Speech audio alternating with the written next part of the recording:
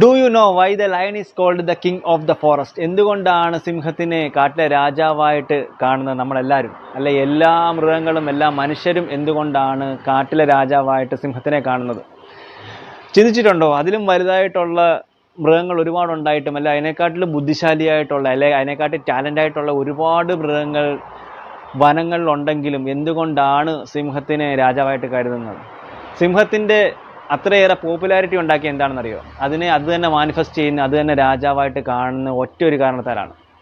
കാരണം സിംഹത്തിനെക്കാട്ടി വലിയ ഒരു മൃഗമാണ് ആന. ആനയുടെ മുമ്പിൽ നിന്ന് കഴിഞ്ഞാൽ സിംഹം ഒന്നുമല്ല. അതുപോലെ ഹൈറ്റിലാണെങ്കിൽ ജിറാഫ്. അതുപോലെ ഒരുപാട് സാധനങ്ങളുടെ കമ്പാരിസൺ വെച്ച് നോക്കും, ഒരുപാട് മൃഗങ്ങളുടെ കമ്പാരിസൺ വെച്ച് നോക്കുകയാണെങ്കിൽ സിംഹം ഒന്നുമല്ലെങ്കിലും സിംഹം തന്നെയാണ് രാജാവെന്ന് അവൻ സ്വയമേ കരുതുന്നത് കൊണ്ട് മാത്രമാണ് അവൻ സിംഹമാവുന്നത് അല്ലെങ്കിൽ രാജാവാകുന്നത്.